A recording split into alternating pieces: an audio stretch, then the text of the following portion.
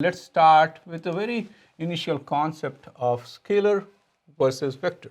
So linear algebra is based on vectors and matrices, but before we go into defining vectors, I think we should always start with what is scalar and then build upon the differences between the scalar and compare that to develop some intuitive understanding about vectors.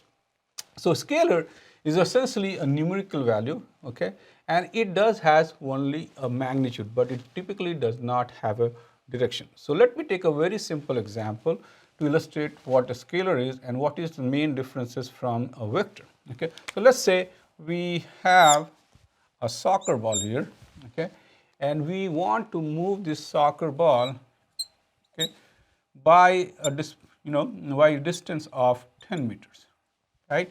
So when I'm taking a soccer ball and moving it, is here, this magnitude, right, where I moved it, this is distance, okay, where I'm really essentially specifying how much I have moved the soccer ball, or in other words, I have specified what is the magnitude of the distance from the initial location of the soccer ball to the final location of the soccer ball. However, if you notice, what I have not done is I have not specified in which direction I am moving the soccer ball. So I can be moving the soccer ball to right, which is here, or I can be moving this soccer ball to left, or in fact, I can be moving this soccer ball, up in the up direction, or I can be moving in the down direction. In fact, I can move it in the plane and I can move it out the plane too, right? So those are the directions where I can move the soccer ball by 10 meters. So if I specify that I am moving a soccer ball by 10 meter to the right, and so here we have a magnitude, but this portion we are also specifying the direction, right? In that setting, we are specifying a vector, whereas in this setting where we are mainly concerned with the distance without any notion of the direction where we are moving the soccer ball, will be a category that will belong to this scalar category. So distance is a scalar, okay, but distance with a direction, for example to the right, is a vector. Now there is a specific name for displacement with there is a specific name that is called displacement, which is used to substitute distance plus direction. So when you have something like this in physics essentially is known by a completely different word, a different word than distance, as displacement, okay? And when we are saying displacement, we have the notion of the magnitude of the distance and also some notion of the direction in which that is moving. So this is the main difference between scalar and vector always have magnitude, and on top of magnitude they also have a direction in which is also specified with respect to a given vector.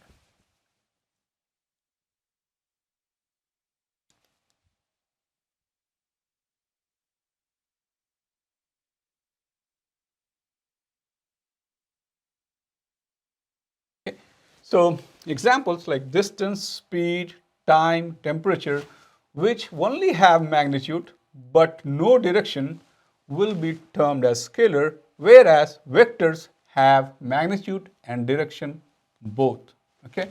So things like displacement, velocity, and acceleration are examples of vector where you will have the magnitude and also the direction of that quantity of interest. Okay? So what is vector?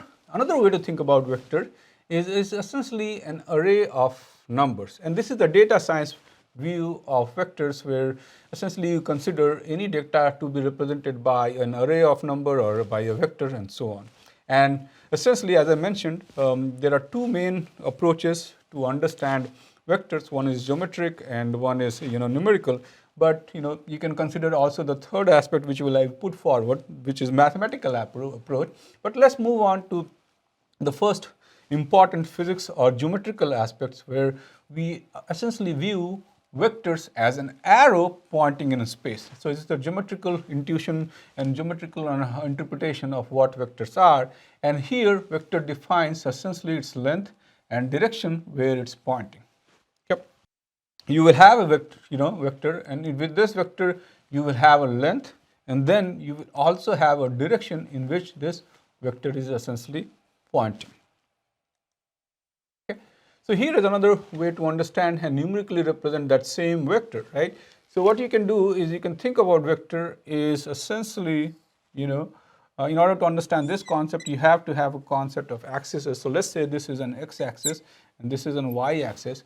So how much I need to actually move in the x direction and then in the y direction to start from the tail of this vector to arrive at the tip of the vector is also numerically represented by this quantity. So if I move 4 units in the x unit, which is something like this, if I move this much right here and then 2 units upwards, then I will arrive at essentially the tip of the overall vector. So if that's the case, right, we can use this notation, or we can use this numerical representation of this vector 4, 2, which essentially represent that I need to move 4 units along the x-axis and I need to move 2 units along the y-axis to move from the tail of the vector to the tip of the vector.